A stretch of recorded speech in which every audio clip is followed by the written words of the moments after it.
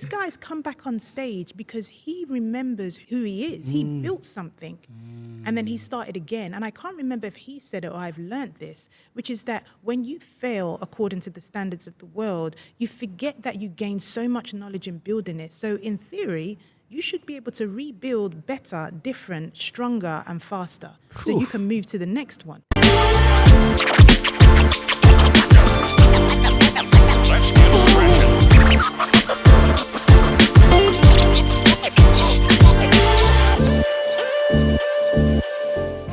Hello, everybody. Welcome to Black World Connect. I'm your host, Fabrice Ominko, and today we have a very, very special guest.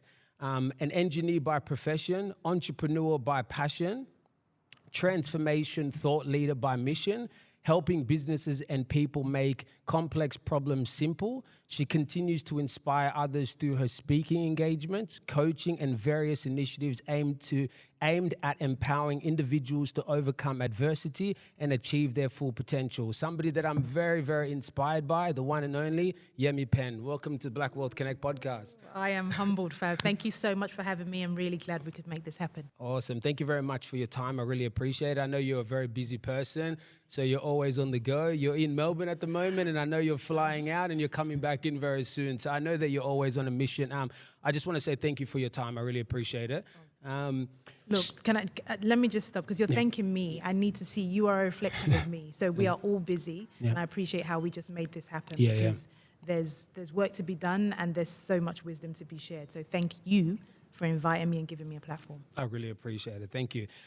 So I know that your story is very inspiring. I've seen you do many keynotes before at the summits that I put together. And one thing about you, I always say, is that you have a way of touching people with your words. We're going to get into all of that stuff because I really want to know what the method behind that is, because you do that so well. And I want to first just give you your roses for that. But like I said, we will definitely dive more into that. But I just want to begin by, with the viewers, just understanding a little bit about your story, because I know that you do touch a lot of it during your keynotes, but just as we're sitting here, I'm really inspired, and I want to know like what your story is, your upbringing, and please walk me through it. It's been a while since I've done this, so let's see how good I can get summarizing. Okay, so I'm one of 7 kids. I'm kind of like a middle child, but I'm the first girl. So my mum and dad are Nigerian. My dad has left this plane, but my mum is still around, and I have a very good relationship with my siblings. Now, I was born in the UK, so I don't know whether my mum will want me saying this and like sharing it with the whole world, but whenever she was pregnant, she would leave Nigeria and she would come to the UK because she could foresee that the relationship between the UK and Nigeria might not be as great as it always was because of obviously the resources we have. So she knew that there'd be something about the red passport, the British passport at the time, that would be beneficial for her kids. So every time she was pregnant, she went back to the UK and she gave birth to us. So that allowed us to be the first generation who were able to get an education in the UK. Now, I can see your face like, well, and trust me, when I say that I've taken that wisdom with me to my kids. So what I've done now is a very quick fast track of where I am in the family tree to me now being a mum to 2 kids. So between my kids and I have a Nigerian passport, Australian citizen, British citizen, and a green card for the US. I'm pretty confident there'll be an elder who say, Yemi, should you be saying this out loud? But I think times are changing. So I share that to say that I'm a citizen of the world as much as I can actually say. Saying all of that, I grew up knowing that you needed to either be a lawyer, architect, engineer, accountant. We know the typical spiel that my generation would have faced, and I'm African like, households, right, and it turns out every time I want to say this was back in the day, it's not back in the day because I know there are still generations younger than me that still have that, and I get it. So in that note, I studied to do engineering. My dad is a lawyer. I, at some point, was going to do law, but changed my mind. And I was fortunate enough, because of the decisions that my mum and my dad made, that I was able to have most of my education in the UK. So engineering was something I decided to do. Failed the first year in university, but managed to scramble my way through to a first-class degree. And without realizing, found out that actually I'm a minority for 2 reasons, being a woman and being black, in a predominantly male field. Like, I'd never seen barriers before. Yeah. So I think that was my first taste of, oh, this is a big deal and you should celebrate it. And I just made an awareness of that and was very conscious of being in that industry.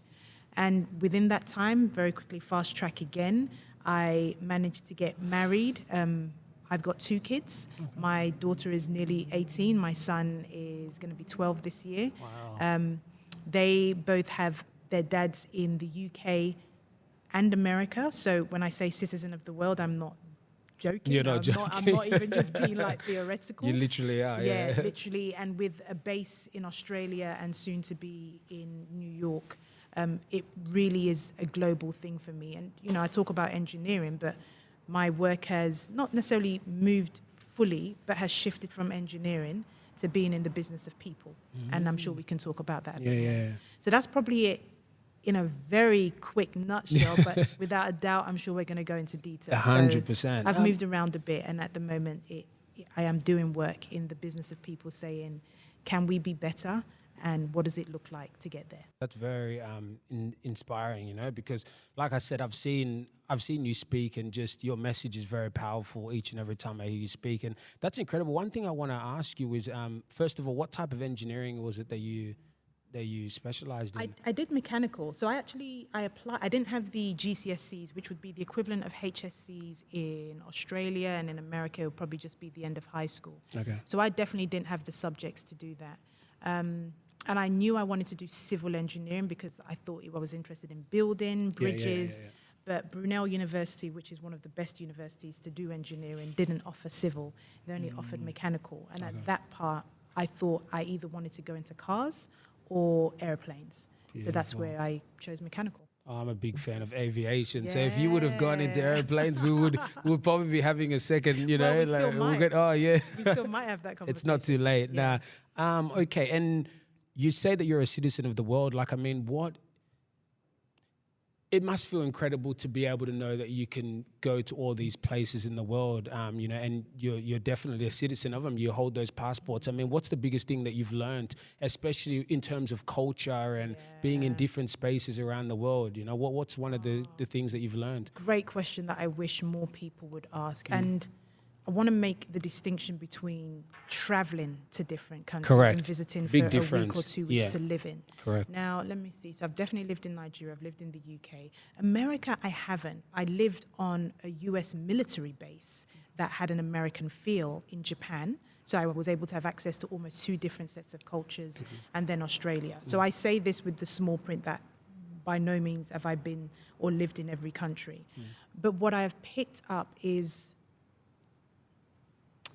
I'm trying to think, and for the audience, please know that I like to pause every now and again, and we'll talk about my work in trauma that really invites us to pause and not always fill the gap. What I've learned is, the word that I can't take out of my mind is the arrogance of humanity, in assuming that whatever culture they were born into and raised is the only culture and the right culture, and in some instances, the superior culture. Correct. So what I've learned is a level of humility when I'm respectful and quiet enough to know that when I'm in a new country, that there's actually a different way of doing things. Correct. Right? Yeah. And it doesn't necessarily mean that I have to therefore cancel all the stuff I've learned. And it's not acquiescing either, but it's finding a balance of respect and figuring out what's the new identity I play. So for me, there's this, level of arrogance, but just assumption. So that would be the other word I give. There's this arrogance / assumption that what we know is the whole truth and nothing but the truth, and nothing else can meet. And so it has humbled me, but it's also given me the superpower to typically be able to meet people wherever they are, regardless of where in the world I am. Even me traveling, because I've done a lot of traveling in the world, and even within those times I've spent in different countries, I almost feel the same. You know, like you said, there's a big difference between actually living there versus traveling there. But when you do travel, like, it does make you really think about what is the culture Yeah. like in these spaces, you know? And Yeah. we also, respect is a big thing because a lot of those people grew up much different to us. Yeah. So, you know, what is their environment and how do they look at things from the life perspective? It's very different versus us coming from different places in the world. So I'm very conscious of that all the time. Yeah, and, I love and it. I love that you talk about that. So now beautiful. So moving forward, I know that you do incredible work in terms of keynote speaking, like, and how you've been able to really find a space where you know how to connect with people through words, which is very powerful. Throughout, you know, your upbringing, at what stage of your life did you realize that you have the ability to be able to connect with people the way that you connect with people? Because not everybody has that ability, and I want to be, and look, for those people that have never seen Yemi Penn speak, I do encourage you guys, no pressure. I know she's going to be doing a tour very soon, which we'll talk about, but yeah, just your way of inspiring people through words is incredible. So when did you figure out you had that gift? It'd be in my 30s. It's funny because you asked the question almost like there might have been a knowing in my younger years, and absolutely not. I mean, Fab, I was so sure up until my late 20s, early 30s that I was shy. I'm not shy, I'm an introvert. Okay. And for me, there's a difference. And there was a difference with how I showed up. So for me, I realized that I had an ability to connect with people in my 30s. And it was almost because somebody else saw it in me first. So I think I would have been working on a project. It was here in Sydney. I was working on a project and I was managing, I think it was an initiative. And someone said, Yemi, you're really good at this. Have you thought about maybe, I don't know whether they said a podcast or something. And even though I kind of knew I was a bit, because I'd been holding workshops, engineering workshops, and I just had this knack to be able to joke with people. I was able to connect with people, even though we might have been so different identity-wise. So I knew a little, but I didn't have the confidence because I guess I was still at a stage in my life that was waiting for the world to approve of me before I go in. And then from then, I think, you know, I'd say early mid-30s, I just started to monitor myself a bit more. I started to monitor some of the people I really admire, like Tony Robbins in his ability to impact people. And Tony Robbins is a great American guru, different approaches, but still has this ability to impact thousands, hundreds of thousands a year. Yeah. So I started to get really interested in how can I reach more people and not lose who I am. So I found out pretty late in life compared to where I am now. What type of approval were you looking for? Like, I know you talk about, like, you know, you were waiting for a certain approval, you know, in the world. Like, was it just, you know, you talk about being an introvert. Was it just something that you were expecting from people to be able to give you, or was it almost like a self, like, was it a It was definitely other people. Like, I was still external validation, and to a certain extent you still kind of want it. Like, every time I put a post on social media, you know, there is this little bit of nervousness of, well, what are people going to think? Is it going to impact, like, how the reaction? Yeah, the reaction, or what are people going to be saying behind closed doors? And as I grow older, I realize that what people think of me is none of my business, but I still acknowledge it could impact me. I think what I wanted approval that if I speak, people will listen. And that has its own challenges because some people might not listen. Like, you're talking about keynotes and people listening to me. There's a good percentage that 30% might not like my keynoting. That 30% might not listen to me. Now, the stats I have suggest that my ability to connect with people is higher than that, but I have to acknowledge I might not reach everybody, but I was too bothered about that, and I wanted others to confirm that people might actually listen. And even just you know, being so gracious and kind in the introduction, you know, it does make a difference for me. And I think part of it growing is I've decided to own it rather than be shy and sheepish about it. Beautiful. Through your keynotes, one thing that I've been able to pick up a lot is that you talk about, you know, failure. You make failure is very important because, especially with the podcast that I run, it's not always about your success. You know, Black Wealth Connect means a wealth of knowledge, right? There are people that are going to go through journeys where they do fail, they do succeed, they fail again, then they succeed, then they fail again. So it's almost like a roller coaster that just never stops, right? That's one thing that really touched me about a lot of the stuff that you speak about when it comes to failure. Yeah. And you're not ashamed. And I think that's one thing that's very important, because the only way that we can ever improve in life is if we learn from our mistakes. So just touch on that, because that's, you talk about businesses that you've started, you talk about many things. So are you able to touch on some of the things that you've learned from failure? So I think I fail regularly according to the standards of the world and definition. Wow. And to be fair, I don't think I've come prepared with what a definition of failure is, but maybe some of my examples might give some insight to the listeners as well.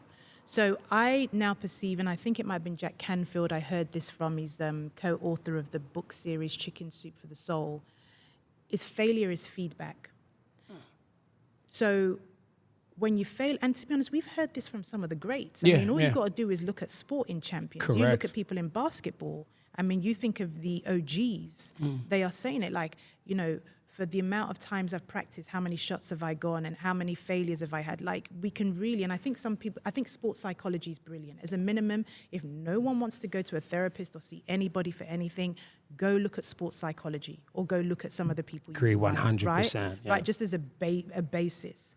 So for me, and this is where my mind starts to go blank. What were we just talking about? Please, you do not need to take this out of it, because I love radical this honesty. is natural. No, we keep it going. About to just Failure. overcoming failure. Yeah. Okay, so failure is feedback. And another one I want to bring in, and it'll be interesting because a lot of my development has come from learning from men, which is why I will always be one of their biggest champions and one of their biggest cheerleaders. Not suggesting things are all right, but trust me, I have. Yeah. So I bring in Tony Robbins again. I was part of his different groups, so much that I was part of his Platinum Partnership, which people can read up about. And I remember he brought a man in. I was in Las Vegas. I was at a 6-day seminar. And this guy came on stage and he was talking about how he had lost all his wealth and blah, blah, blah, and how he built it again. But he seemed to have a level of pride. I'm like, bro, you're standing on stage talking about how you lost everything. Are you not ashamed of yourself? Oh, God. But I thought, hold up, you got to reframe this. Yeah. This guy's come back on stage because he remembers who he is. He built something, and then he started again. And I can't remember if he said it or I've learned this, which is that when you fail according to the standards of the world, you forget that you gained so much knowledge in building it. So in theory, you should be able to rebuild better, different, stronger, and faster, so you can move to the next one. But if you are so down and out because of that, and I have empathy, some people lose. My failure story is I opened a cafe in the middle of the COVID pandemic and I lost $100,000. I don't have a trust fund by mum and daddy. That $100,000, I say it with ease, but as I speak to you today in true honesty, because of the way there are challenges in the world, this month was the first time in years that I thought, shit, I don't think I'm going to be able to pay my mortgage on time. So how are we defining failure? Because I promise you, Fab, a couple of months ago, years ago, I would have thought not being able to make the payment at the time that was needed is failure. And if I can name this with a trigger warning, until we reframe failure, we might still keep losing people. So my feelings on failure are a bit radical, but really we need to reframe it. Because the difference is over the past 2 years, I've learned to manage myself in how I show up when I've got millions on the book and when I don't. That's so powerful. That is very powerful, because one thing, especially within, the African community, failure, we talk about failure like it's a bad thing, and we're almost always ashamed to say, look, I failed, And I agree with you 100%. We need to change the way we look at failure, because there's so many lessons you can gain out of failing. It's not a bad thing. I don't think there's many people that have been able to create a business and it just starts thriving. No, there's going to be times where you have to change the business plan, get new people, you know, retention is one of the biggest things. And your biggest corporations fail too, all the time. All the time. I mean, look at the pandemic. Pretty much we were I don't know how many months in, because as a researcher, it's very important I get data right. Yeah. When I saw Richard Branson say, oh, I'm going to have to pack in Virgin or whatever it was. Even till this day, I still haven't figured it out, because I thought, bro, it's a couple of months. How are you going there? And then I'm still flying Virgin. So who owns Virgin now? These are the things that a lot of us don't know, because we've never been given that information. Correct. So reframe failure. And I don't want to just talk about failure in business. It could be relationships. Relationships, yeah. Like I just shared at the beginning that I've got 2 kids. Yeah. And one of their dads lives in the UK and one in the US. Now, I'm just going to say this: shame dies in spaces, in safe spaces, where our stories are told. I'm going to say that again because I stumbled. Shame dies in safe spaces where our stories are told. So for you listeners, whether you're watching it on video or podcast, I share my stories without shame. And I do it for the person who hides. Because for me, failure was having 2 kids with 2 different dads. Because that's not the narrative I was either raised on or told was an idea of success. So once again, I truly believe in the sanctity of marriage and relationships. But what happens when you've done your best and you can't get there? I don't want to lose people because they think they failed. But here's the other thing. Let's be making new mistakes, not old ones. And the only way people can make new mistakes is if some people are bold enough and courageous enough, like I am, to share, well, this is what I learned and blah, blah, blah. Spot on. But also, when you quote unquote fail, make sure you've learned from that so you can go further. It's like when we used to play computer games. I used to play Super Mario, and I always knew that to get to level 6, I had to jump on Bowser's head or go around, and I had to do a left kick. And then you got further to the next stage. That's so true. That's how I see failure. Yeah. No, you're right. And that's what makes you incredible, because you always talk about it without any, like, you just talk about it like it's a natural thing. And I think one thing that is incredible is that when people listen to you speak, I think I've seen people's reactions.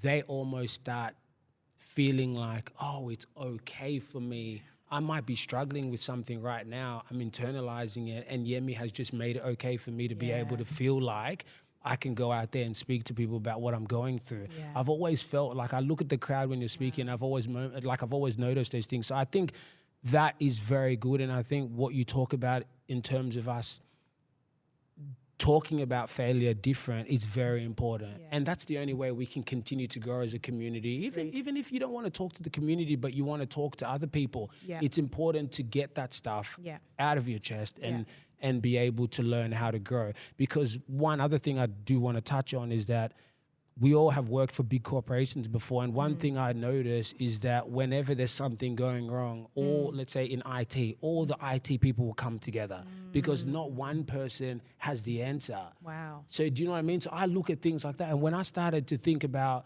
what big corporations do and how, like, let's say, for example, even, what was it, like, I think Virgin or the plane airlines all went down, like, their systems a few years, I think it was about a year ago. And they were able to, I remember they had a big meeting about how we can overcome, put the data back, because people are going to lose millions. So it's things like that. Like people, so to cut a long story short, we can't do everything on our own.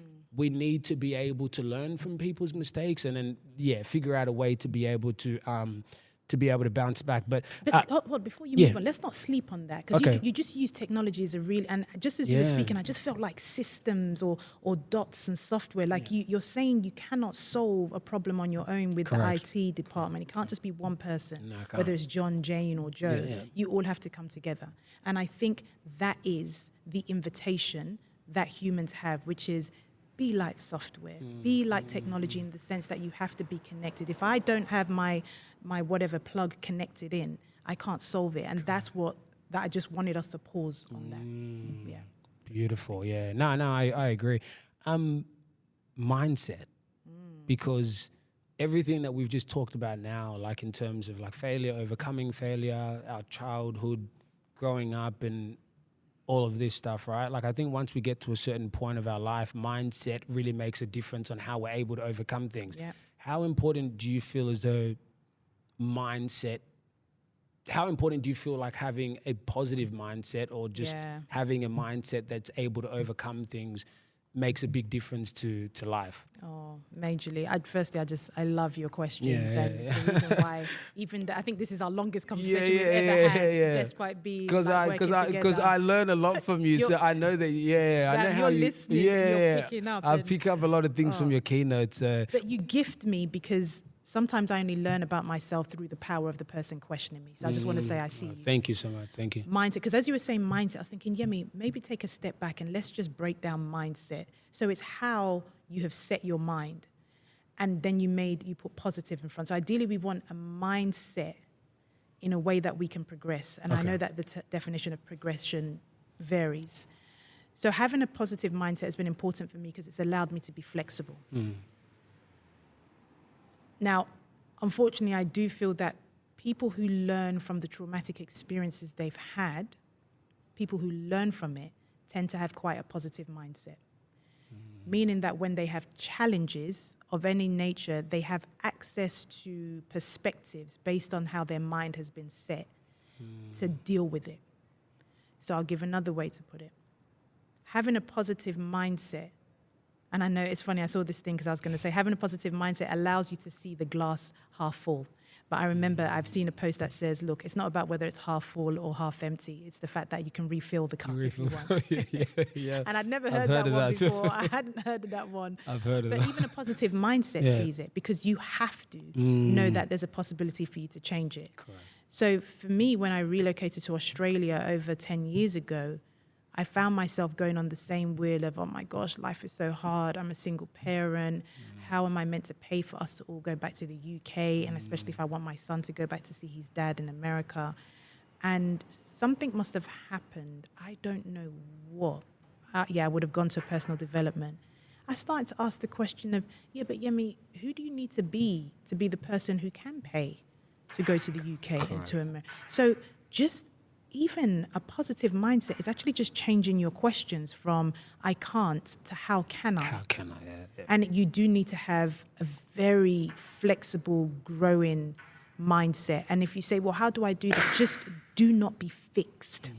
Do not be fixed on what you think is the only way. And it goes back to the traveling around to different countries, is because you are so tied to the fact that this is how it's always been and therefore how it always will be. If people will just hear me, it doesn't have to always be the way it is. That's beautiful. Yeah, no, that's because I know that, like, especially with a lot of the stuff that you talk about in your keynotes about overcoming things, I just know that for me, I'm very big on mindset, because I feel like the way I've been able to transform my life over a certain period of time is because I've had to literally sit in dark spaces by myself and really think about my life and, how I'm able to grow. What is it that I'm doing wrong? And also just learning to think different, because I think once you learn to think different and you look at life from a different perspective, it helps you overcome certain things. So I know mindset is very important. That's why I really wanted to get your perspective on, because some of the stuff that you've gone through, there's no way that you could have gone through all that if you didn't change your mindset and the way you think. Absolutely. And going on that, this is another gift you keep giving, is it's the lowest hanging fruit. You don't have to pay for anything. I mean, look at where we are in this, recording this. Like, there's a library behind me that keeps growing.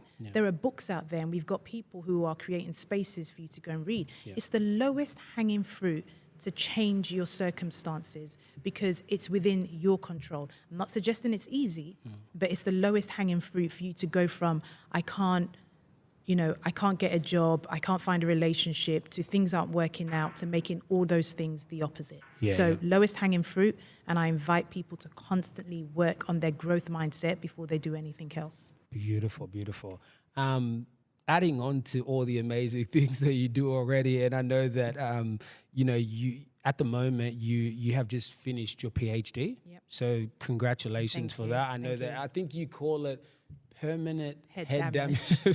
My friend told me about that, Catherine Ball. I remember when you said that the first time, but it was so funny, because I feel like there's so many different people that are doing PhDs always come up with a different way to actually, to change the word PhD, So no, that was a very funny one that you managed to say during your. And I must say, just in case my supervisors ever listen to this, the only reason is it's a process. It draws so much from you whilst you're trying to live life. And so I finished it, I've submitted it, but I now need external examiners because it needs to be robust in terms of like a global view of your PhD.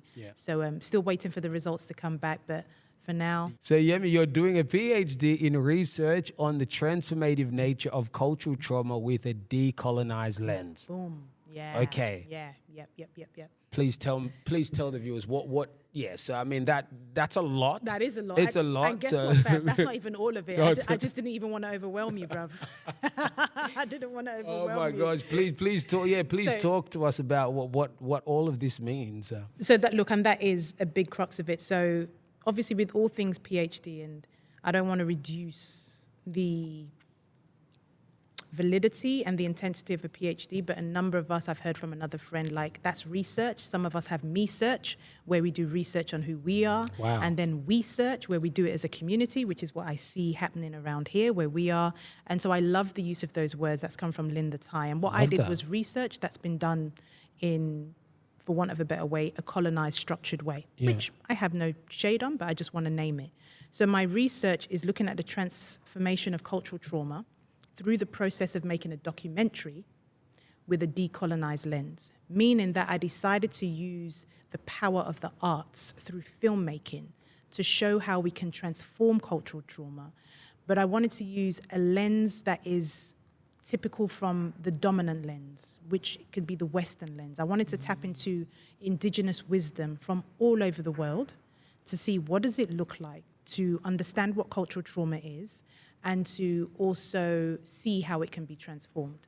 So that's more of a breakdown, because you're right, it is a mouthful, but for the purpose of doing a PhD, you need to be very specific on the area of expertise that you're in. So it just means that what I effectively did was had about 8 participants, of which I was one, from all different cultural backgrounds from each other, sharing the forms of cultural trauma we've experienced and how we have transformed it or are transforming it. So I recorded this in documentary format. So there's a documentary that is here at the end of it. But what I did was bring in an audience, because when people deliver any form of arts, especially filmmaking, we have all these siloed audiences who go to a cinema, we get excited, we come, we speak to our friends. I wanted to know, does the content of a film, of a documentary, of people telling their stories change when an audience bears witness to these stories? That's incredible. Right? So there's a lot in that, but that's where my focus has been. And look, a big part of it that obviously has now become a new introduction to my bio is I'm a cultural peace broker, because my proximity to hearing these kind of stories and doing it in a way that involves an audience in the world allows me, and therefore everybody, to understand, oh, I'm not the only one who experienced it. Oh, history goes back way earlier than people coming into the country, right? Or what I've been told. And I want to do it in a peaceful way and broker it in a peaceful way. And so, this PhD has been a gift that my ancestors obviously knew I needed to do. I didn't, but now it makes sense. I want to touch on a few things that you said, but just before I get into that, what got you into this specific PhD? What made you, was it based on everything that, everything that you experienced in life that made you, because it's a very unique, it's a very unique. Considering I did mechanical engineering, right? Like people like, Yeah, I mean, there's a thing called survivor's mission, which is when you've experienced some form of trauma, you want to do good or give back to the world. Now, the trauma experience that I experienced as a little child is very different to this. And people can search me on YouTube or Google and you will hear the stories that are attached to it. But it was in telling parts of my story, especially when I wrote my book, and I started to hear other people saying, oh, the chapter you wrote about childhood trauma, that happened to me, or I know someone who that happened to. And I thought, oh, so are you only sharing that because I shared mine? So it's like people were waiting for permission. But I still had that Niger mindset of, Yemi, stop talking about your problems. Like, focus on the front. Forget about the past. And I get that to a certain extent. But sometimes we don't forget about the past because we don't want it to repeat itself. And if we keep on not talking about it, then it just keeps Correct. And then we leave our children and our children's children to go through it. And it's like, because, mum and dad never told me that. So I just wanted to give a different narrative. And that was where I got interested in making documentaries. And I've got to bring in God and my ancestors in here, because I remember in 2020, I got a nudge, and then someone, you always have that uncle or auntie that calls you and said, I had a dream that this happened and that happened, something like that. Someone said, I kind of see you studying. I said, please, I don't want to be that Niger girl who just got 500 degrees and she's not doing anything with it. Please leave me alone. I'm done. Yeah, And so I decided to make my first documentary, and I did it, and I got so much great response. And then that was in 2020. Then in 2021, I felt like God and my ancestors coming back saying, no, we really need it to be in a PhD format. And it was at that point that through prayers and meditation, it was like, okay, if you want me to do this, make this easy for me, because I'm not here for suffer head kind of stuff. And that was it. So it was my personal circumstances, but there was a whole process of, I genuinely feel powers way more powerful beyond my own that were like, this is where you want you to go. And that's the reason why, you could see my PhD title has changed over time, because it started out as just transformation of trauma. Okay. But then that's huge. What type of trauma? It was that. And then I was like, okay, but I'm a black woman in Australia. Can I give a different perspective rather than just what I read? And so I had to go out searching for, most of the time, non-Western. And when I say Western, like from the Western world, whether it's Australia, UK, America, parts of Europe, to find out what are the alternatives. I mean, within my documentary that will at some point be released in the year, I've got Irish ancestry and stories that I only found out about them being some of the first slaves and then the original slaveholders, when I first slaves in non-black communities. So that blew my mind. And I didn't even know that. Right, I'm telling you, a lot of people do. And so for me, when people watch my documentary, they'll pick up very quickly that for me, culture was not about the color of our skin. Culture is about what's happened to a group of people that have them acting and showing up in a certain way. Wow. I know. There's a lot in that, and as you can see, you got That's beautiful. That's just got me thinking a lot too, because that's one thing I think that I really want to focus on too, especially this year, is learning more about culture and learning more about the history, because I feel like it's a duty that we should all take on board to learn about where we come from, our ancestors and all that. I think in order for us to be able to move forward in life, we should I think it's important for us to know our true roots. So now that's incredible. One thing I wanted to go back on when it comes to your PhD is that, so you came together in a group of 8? Yeah. Okay, so what did you learn from those people? Because I think what's incredible is that you, like, just like everybody's trauma, especially you being African and whoever you sat with, obviously they come from a different part of the world. What was some of the learnings that you with those 8 people? Because they all have a different story, but did you find things that tied in? There must have been a lot of incredible things that you learned. Okay, so I can't wait for this podcast to come out, because you're just asking dope questions. So there were 8 of us that told stories. So there was me, and in terms of cultural identity, I identified as Nigerian or Black African. I never quite know which one, but it was about being Nigerian. I had Irish lady, but Irish Australian, a lady from Argentina, but lives in Australia now, a Jewish lady, 2 sisters who are half Hungarian and Chinese, a gentleman from Iran, and a lady from Germany. There are many things, but here are some of the key things I'll share. And people, brace yourself. As a minimum, if you're listening, watching, wherever you are, just observe what happens to your body when I say what I'm about to say. One of the biggest things that came out for me was that Black people do not have a monopoly on trauma.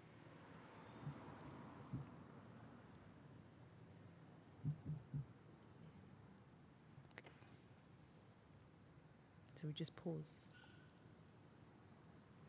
That doesn't mean that we cannot still remain under continuous oppression. Now, I didn't even say that in this study. Somebody else did. And it was another Black person. a lady who's actually picked cotton in America.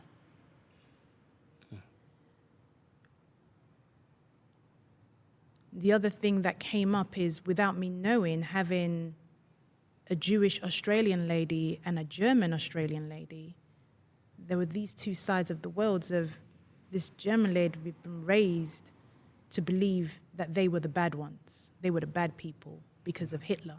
And then when we see what's going on in the world at the time of which we're recording this in 2025, March, of what has been happening between Israel and Palestine, and in my mind, it has been a genocide, and I appreciate that some people might not agree with that. But then I also understand the fear of Jewish community who experienced the Holocaust. When I have a Jewish lady and a German lady in there who had told me their stories separately, and unfortunately we did have a group all come together, but the lady from Germany wasn't able to be in that meeting. It actually just made me realize once again that most of our cultural traumas are linked to World War II and geopolitical instability. So even though it's not necessarily something that I highlight in my findings of my research because it has to be contained, is that maybe us as a community really need to talk more about how we gather ourselves together while certain people or leaders of our countries focus on wars and geopolitical instability, because that seemed to be a really big thing. So now I'm just talking about what feels like the heavy stuff. The good stuff in terms of the transformations, that a big way that people started to transform their trauma was creating distance. Because you just think of all the different cultures I spoke about, they left somewhere else to come to Australia to be able to be physically in this documentary. So there's something about distance, and distance doesn't just have to mean leaving countries. Like if we think about the communities that you and I come from a racial or cultural perspective, we have stories of people having left to come here. And part of that having distance is to give us space, but it's got to be space to create something new. So distance tends to be something, and distance can also be, for some people it's getting on a plane. For some people, it's moving states. For some people, it's moving suburbs. For some people, it's actually environment change your mindset. So there's something about distance that was a big one. And another big form of transformation was curiosity. Like imagine if I had assumed that because I was a single parent to two kids to two different dads, that was my story, that was my life. I would have never dared have the audacity to quit my $180,000 job to create my own company that at its height was turning over 1.5 million. So there's so much in that. And culture, the best way I can describe it that I can remember comes from Resmaa Menakem. That culture is trauma decontextualized in a people. And what decontextualizes trauma is time, meaning that a certain group of people have gone through some really horrible stuff, but we've left it so long to work through it that the only way we could deal with it was to create culture. Good or bad, that's what's happened. Wow. There's a lot in that. Wow. You brought this on yourself, I had to. Fab. No, I love it. No, I love it because it's got me thinking, and this is why I love, sitting down with, incredible minds, because it makes people, and especially just the younger generation and people growing up, they need to know about all this stuff too, because like you said, it's almost like we're trying to break a cycle. Yeah. We're all trying to make things better, improve our communities, and I think just hearing that, it's amazing. I want to just switch gears a bit and talk about financial literacy when it comes to some of the stuff that you've learned and how it ties into trauma. Yeah. Because, are you able to give us, especially because you've done businesses, you've done a lot of things, and obviously you've gone through a lot yourself. What have you learned over the years about how what you've studied versus the failures in terms of business and how you've been successful and all that? Like what's the question is, how do they both coincide, and what have you learned from it? So when you say financial literacy, if I was to make it basic for me to understand, is money story. Yeah, really just, money stories. I guess like because of because we're all not, especially from our communities, when it comes to money, it's taboo. We don't really talk about it all the time. But at the same time, too, we don't have too many good examples of how to manage money. So I know that you've started businesses, you've done all that stuff.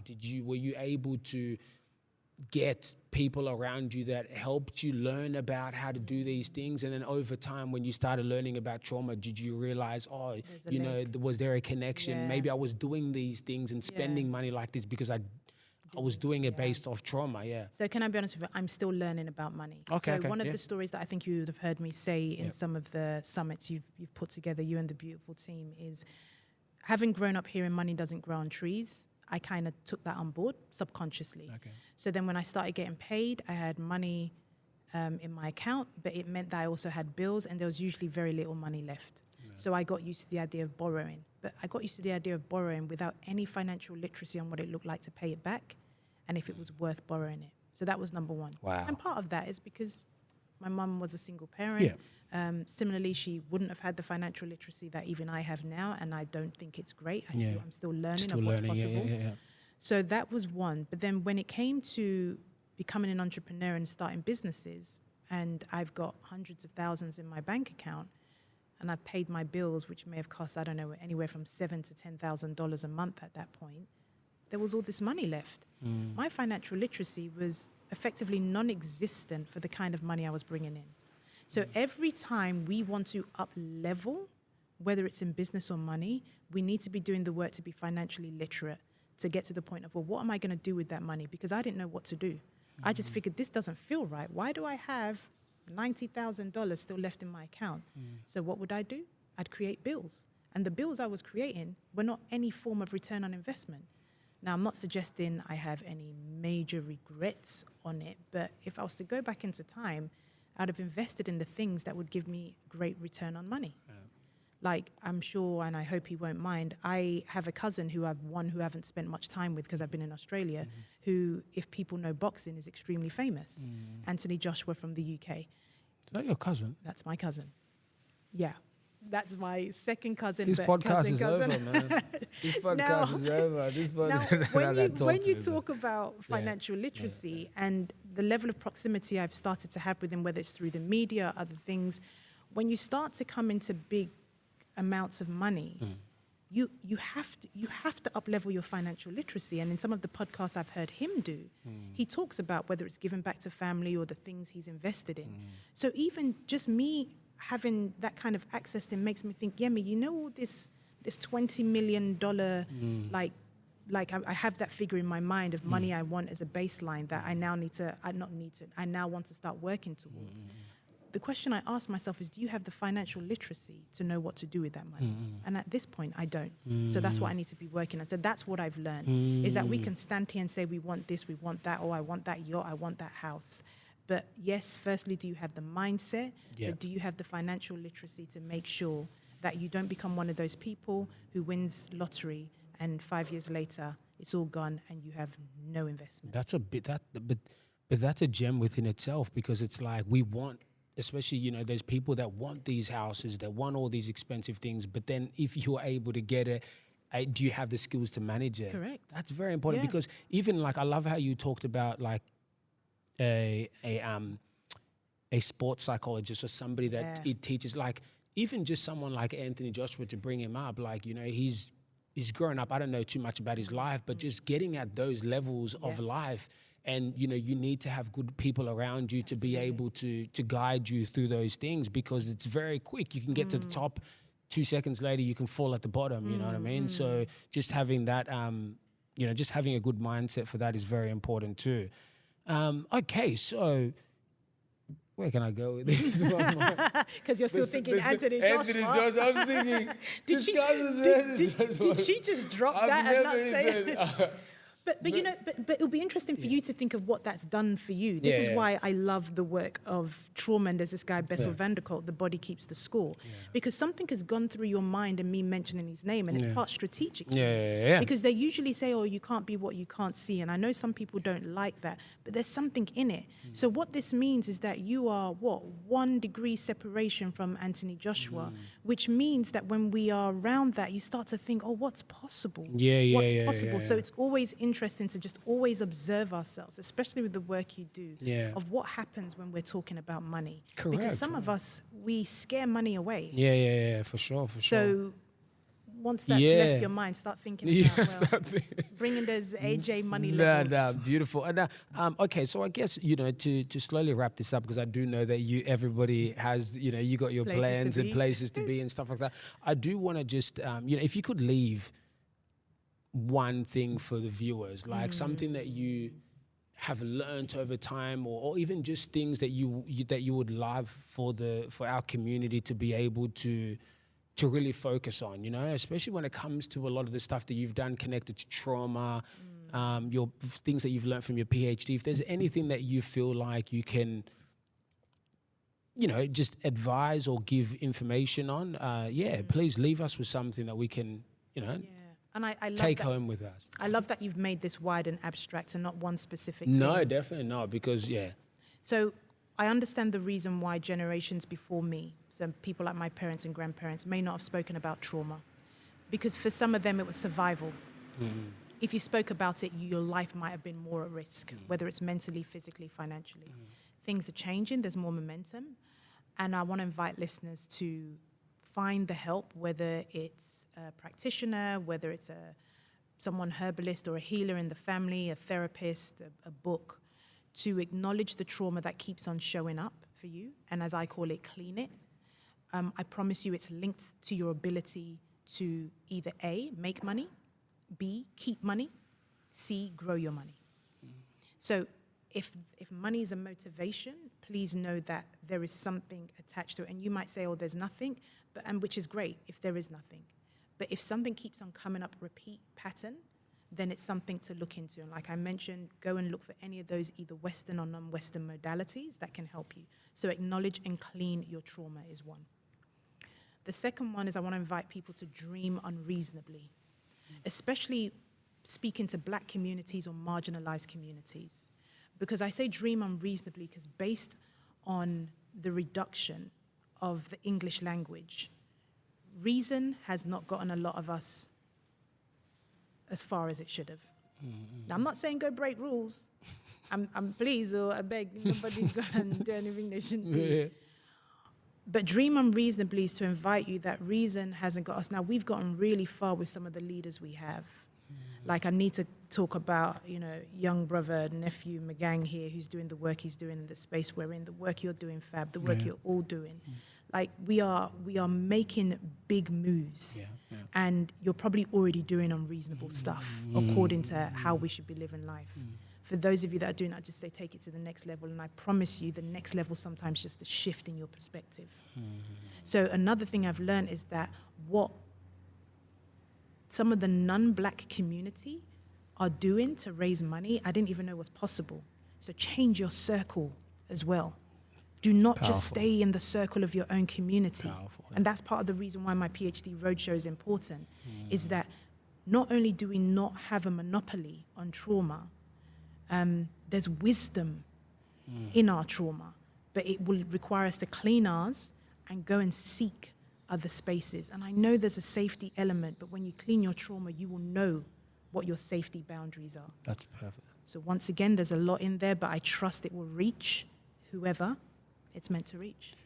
You say look, that's amazing, and I second everything that you've said, because I think that once you are able to go to different communities and see how they operate, you also learn so much, and you can also incorporate that in your own communities. 100. You know what I mean? There's so many things that we can learn. So you're going to be going on tour very soon.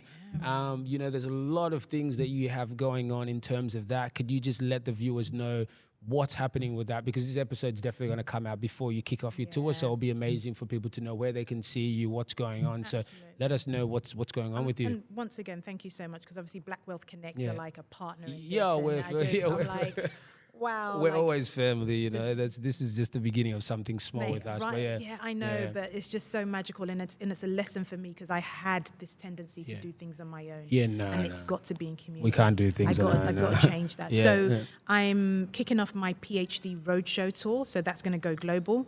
I'll be having what I'm calling the soft launch, because money, time, resources is there, and especially because I'm traveling to the US, because I'm going to start taking my work there as well, a lot more, and very soon I want to take it to places in Africa.